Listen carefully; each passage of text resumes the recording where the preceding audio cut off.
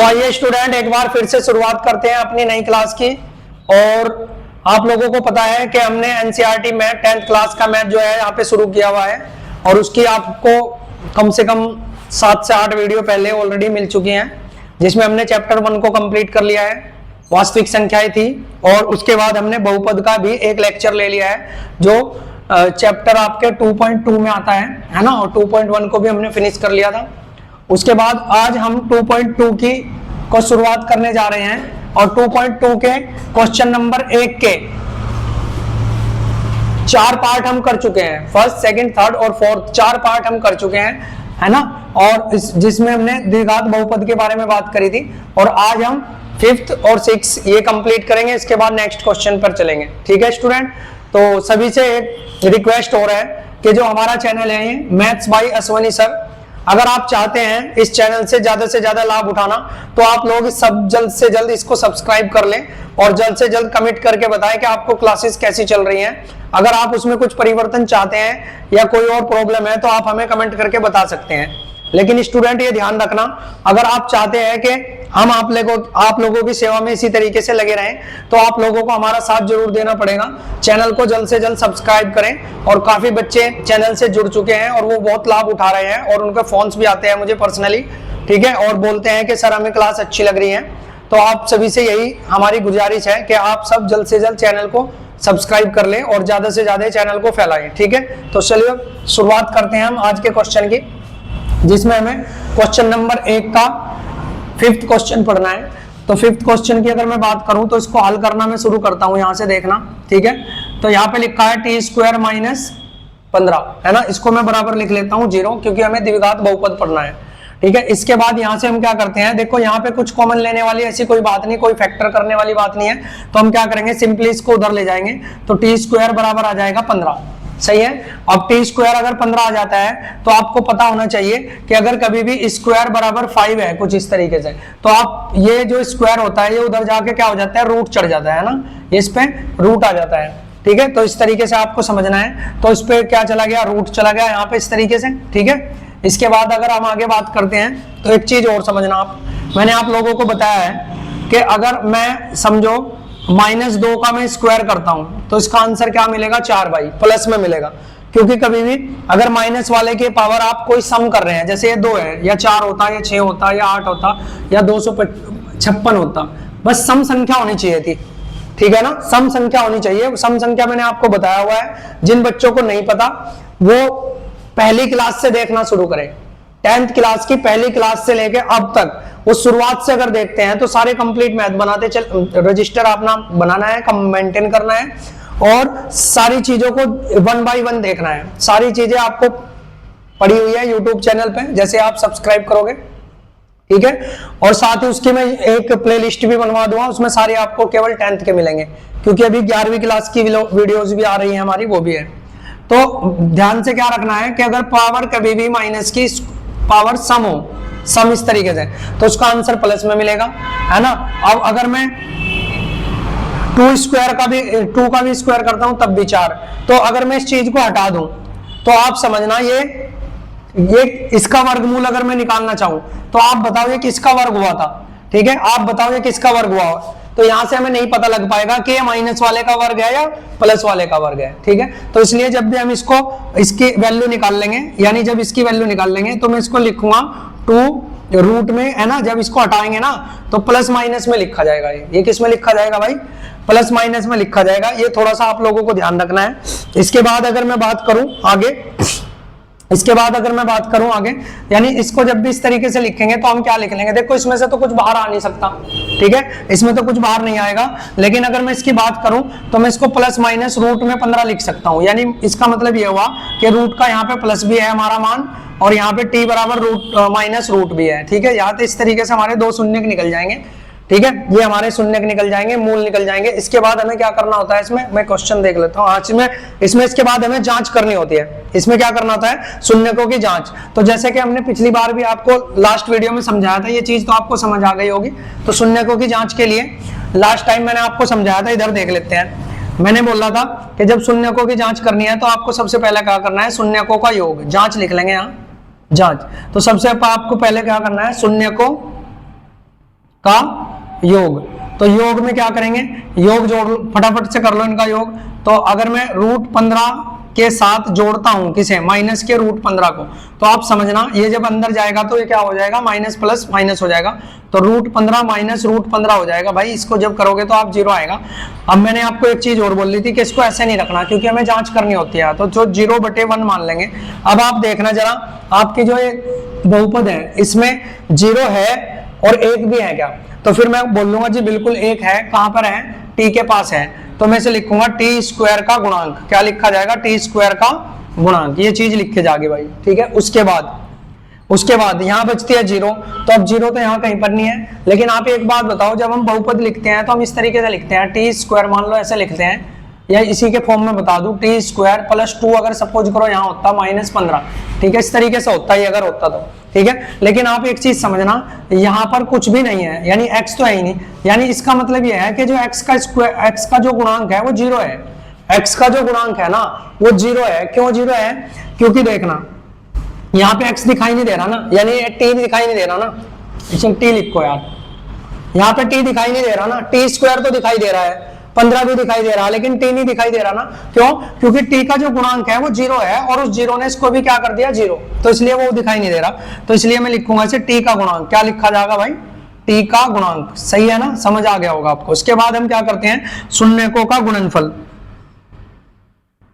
इसके बाद करते हैं शून्यकों का गुणनफल। तो आप एक चीज समझना, जब हम शून्यकों का गुणनफल करेंगे, ठीक है, जब हम शून्यकों का गुणनफल करेंगे तो आप एक चीज समझना, आप प्लस की और माइनस की जब गुणा करते हैं तो क्या आता है, प्लस और माइनस की गुणा करने पर आता है भाई माइनस, ठीक है। अब मैंने ये चीज क्यों बताई आपको, क्योंकि मेरे पास एक शून्यक प्लस में है, एक माइनस में है, तो जब मैं इसको करूंगा, ठीक है, इस तरीके से गुणा, तो एक चीज और भी मैंने आप लोगों को शायद बताई हो, नहीं बताई तो समझ लो भाई यहाँ से, ठीक है। अगर कभी आप √x की गुणा √x में करते हैं, ठीक है, तो ये हट जाएगा भाई, और इसका मान केवल x आएगा। अगर आपको आज तक नहीं पता तो आज पता चल गया। √x की गुणा जब भी आप √x में करोगे, इसका भी तरीका है, क्यों हट रहा है वो सारी चीजें हैं, लेकिन वो चीजें हम डिस्कस करेंगे भाई। फिलहाल हमें ये क्वेश्चन करना है। तो √x की गुणा रूट में, कभी भी रूट यानी √5 की गुणा आप √5 में करते हैं तो इसका मान केवल 5 आएगा, रूट हट जाएगा, ठीक है। एक तो इस तरीके से हटेगा रूट, दूसरा अगर आप √x का स्क्वायर करते हो तब भी रूट हट जाएगा, तब भी इसका मान x आएगा। सही मायने में हम इसकी गुणा करने के बाद इसका स्क्वायर ही तो कर रहे हैं ना, ये चीज ध्यान रखनी है। तो यहां से जब मैं करता हूं तो मुझे यहां से मिलेगा -15, क्यों, रूट तो हट जाएगा और प्लस माइनस माइनस हो जाएगा, तो -15। अब इसके बटे में मैं लिख लेता हूं 1, इसके बटे में क्या लिख लेता हूं 1। अब आप एक बताना जरा, यहाँ पे -15 है क्या, बिल्कुल है। आप कहोगे ये x का, सॉरी ये क्या है, एक अचर पद है, ये क्या है, अचर पद, ठीक है।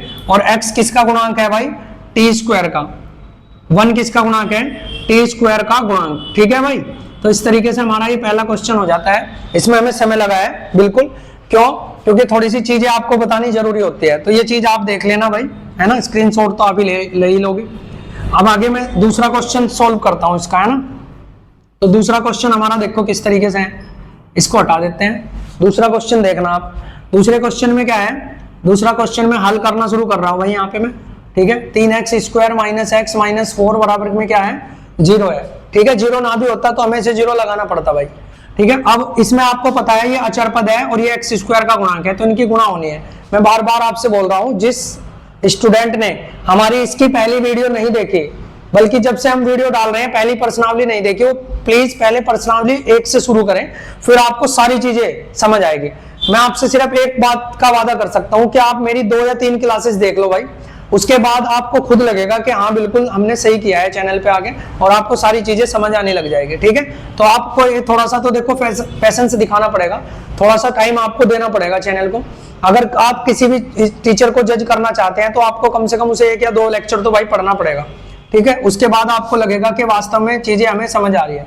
तो इसकी गुणा कर लेते हैं, 4 तिया 12 आ गया। मैं इसको थोड़ा जल्दी करूंगा क्योंकि ये चीजें मैं पहले डिस्कस कर चुका हूं। तो 4 तिया कितना आ गया भाई, 12।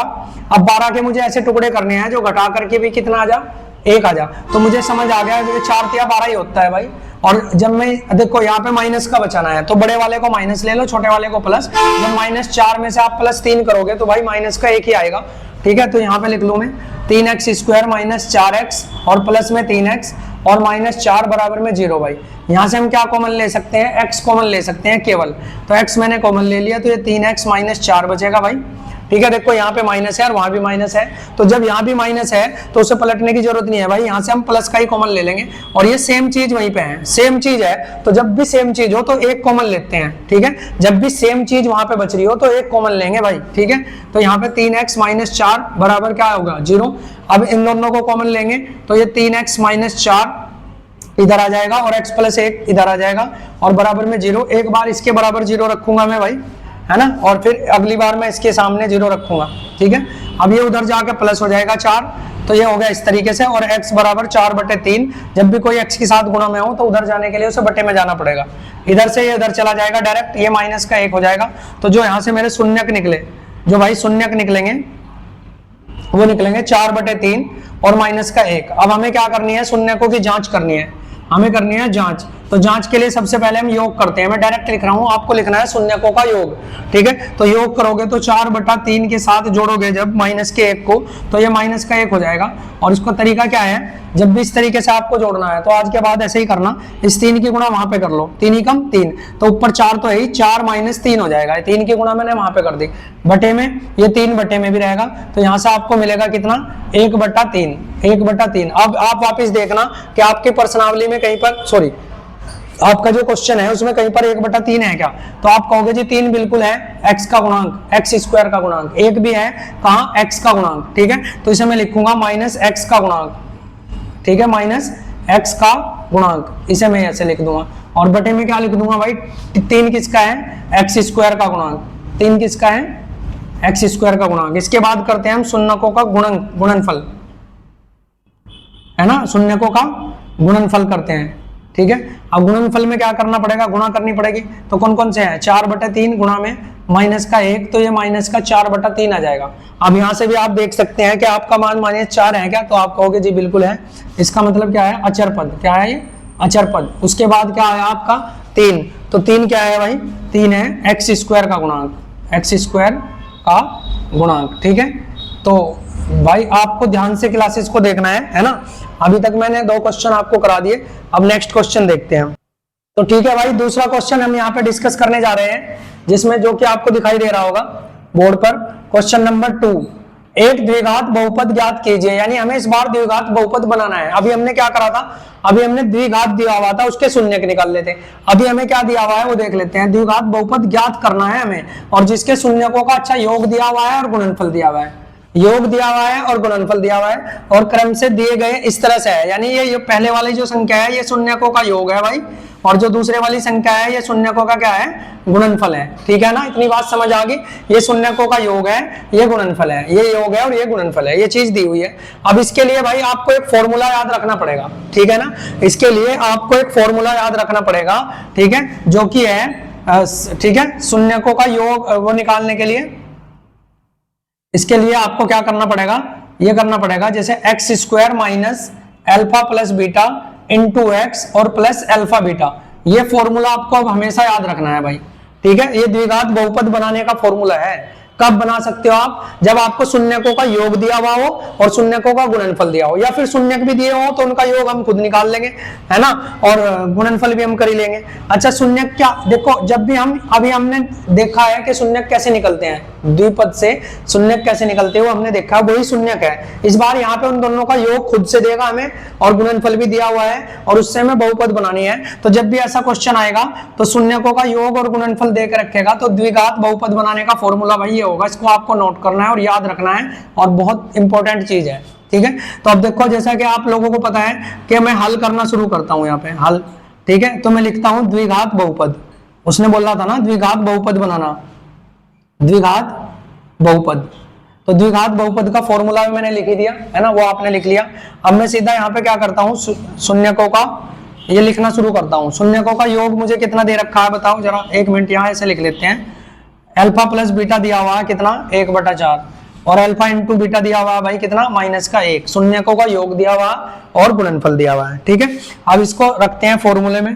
तो x square minus alpha plus beta कितना है भाई, 1/4, ठीक है, और x तो ये है ही, प्लस अल्फा बीटा कितना है, माइनस का 1, ठीक है, ये हो गया।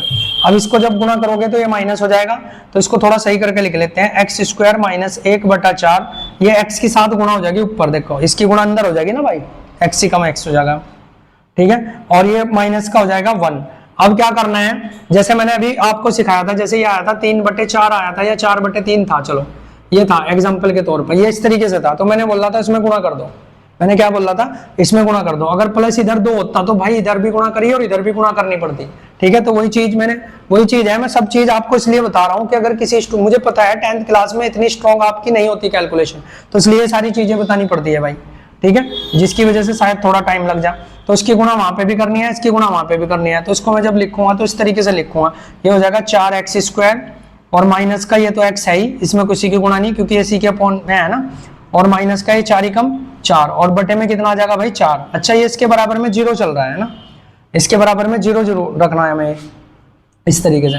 ठीक है, अब आप एक चीज देखना, तो बराबर क्या होगा 0, और ये जब वहां गुणा में जाएगा 0 के, तो मेरे पास जो मिलेगा x² - x - 4 बराबर 0, ये उधर जाकर भाई 0 हो जाएगा ना गुणा में। ठीक है, तो यही द्विघात बहुपद है, यही क्या है भाई, द्विघात बहुपद यही है। तो हमने इस तरीके से ये निकाल लिया। ठीक है, आप क्वेश्चन का आंसर मैच कर लेना एक बार, है ना। इसको मैं थोड़ा रेज कर दूं यहाँ से, फिर मैं दूसरा क्वेश्चन पे चलता हूँ।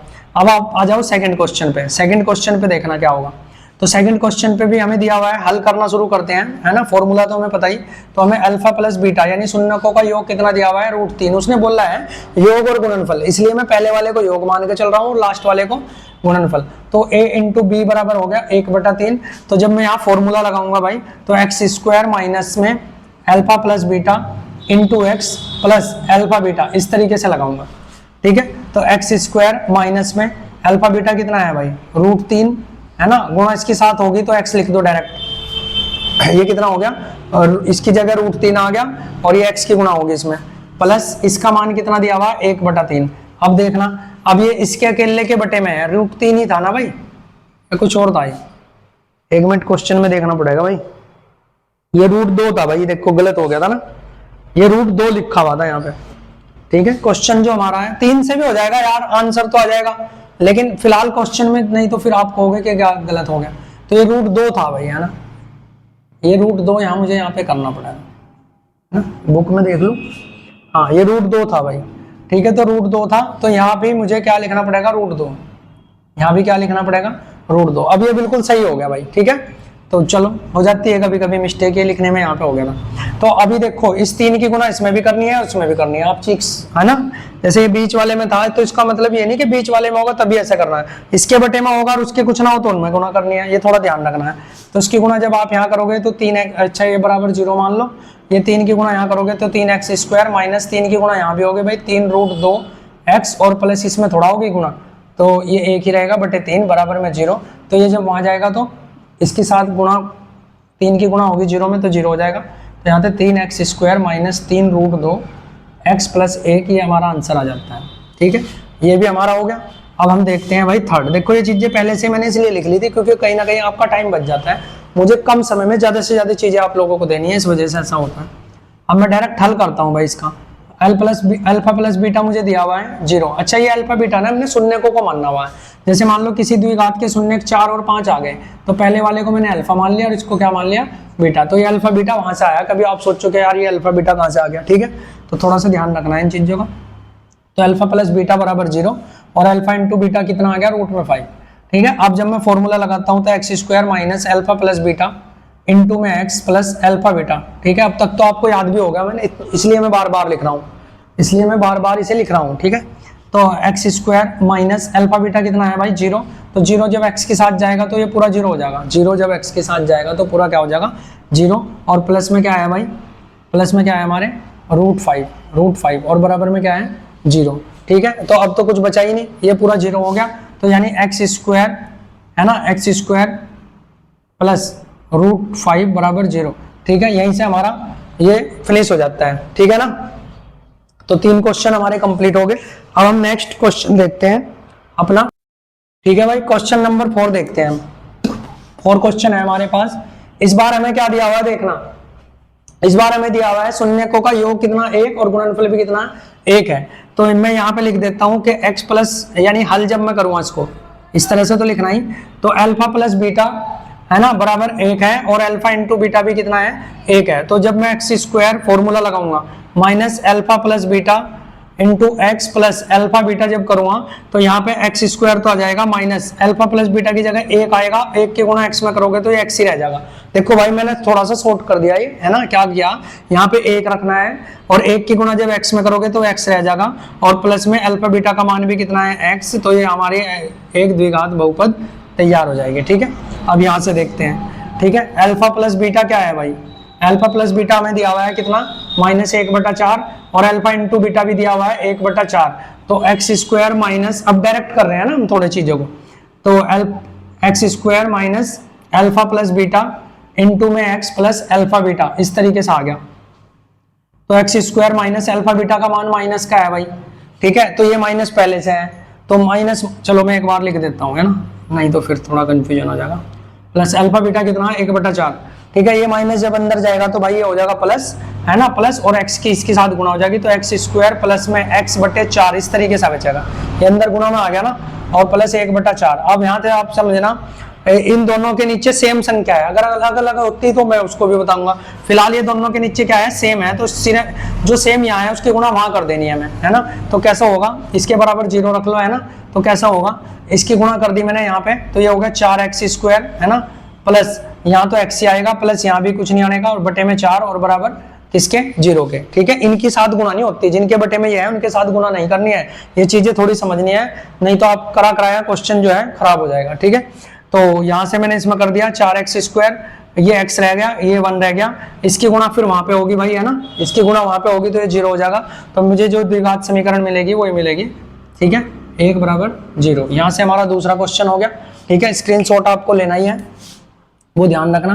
अब मैं यहाँ से अल्फा प्लस बीटा बराबर कितना है 4 और अल्फा इंटू बीटा कितना है भाई 1।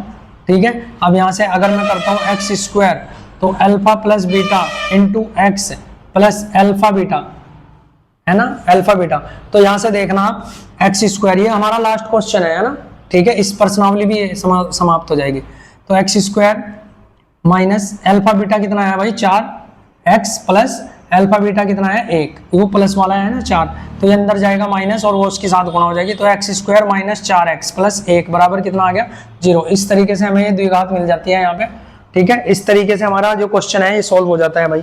ठीक है, तो उम्मीद है कि अब इसमें शायद यही क्वेश्चन थे, 1 2 3 4 6, हाँ, अब ये प्रश्नावली समाप्त हो जाती है हमारी। ठीक है ना, ये प्रश्नावली हमारी समाप्त हो जाती है। अब हम देखते हैं नेक्स्ट क्या करना है। ठीक है, और तब तक आप लोगों को चैनल से जुड़ा रहना है, सारी वीडियोस को ध्यान से देखना है। अगर आपको वास्तव में, जैसे कि मैंने आप लोगों से वादा किया था कि मैं आपको कंप्लीट मैथ यहाँ पे कराने वाला हूँ, और अच्छा रिजल्ट ना रहा तो आप मुझे बोलना, लेकिन आपको भी मेरी तरीके से, जैसे मैं मेहनत कर रहा हूँ वीडियोस बनाने में, उसी तरीके से आपको भी मेहनत करनी है ना। और साथ ही अपने दोस्तों तक पहुंचाओ भाई वीडियो को, ताकि देखो कुछ, अगर मैं पर्सनली बात करूँ तो बहुत सारे बच्चे, कुछ लड़कियां इतने होते हैं जो बहुत इंटीरियर में रहते हैं। इंटीरियर का मतलब उनसे सिटी या कोई जो कस्बे हैं बहुत दूर हैं और वहां पे पढ़ाने वाला कोई नहीं है, तो उन लोगों के लिए बहुत फायदा है भाई, वो अपने घर पर ही बैठकर, जब मैं यहाँ पे कंप्लीट मैथ कराऊं तो आप कंप्लीट मैथ कर सकते हैं। साथ ही आपकी फाइनेंशियली हेल्प भी मिलेगी। कैसे, आप कहीं ना कहीं भाई 700-800 रुपए या 1000 रुपए ट्यूशन फीस भी दोगे तो वो भी आपका लगभग बचेगा। ठीक है, क्योंकि कंप्लीट मैथ हम यहाँ पे करा रहे हैं, आप हम पे ट्रस्ट कर सकते हैं, लेकिन हमारे ट्रस्ट को बनाए रखने के लिए आपको चैनल को सपोर्ट जरूर करना पड़ेगा। आपको ज्यादा से ज्यादा शेयर करनी है वीडियो, है ना, ज्यादा से ज्यादा लाइक भी करनी है ना, और फिर आपको सब्सक्राइब करना है। अगर आप चाहते हैं सारी चीजें इसी तरीके से चलती रहे और आप घर बैठकर सारी तैयारी इस तरीके से कर सके, तो आपकी ये जिम्मेदारी है भाई कि आपको चैनल को सब्सक्राइब कराना है ज्यादा से ज्यादा लोगों से, है ना। ठीक है, तो ठीक है student, thank you for watching, मिलते हैं नेक्स्ट वीडियो में।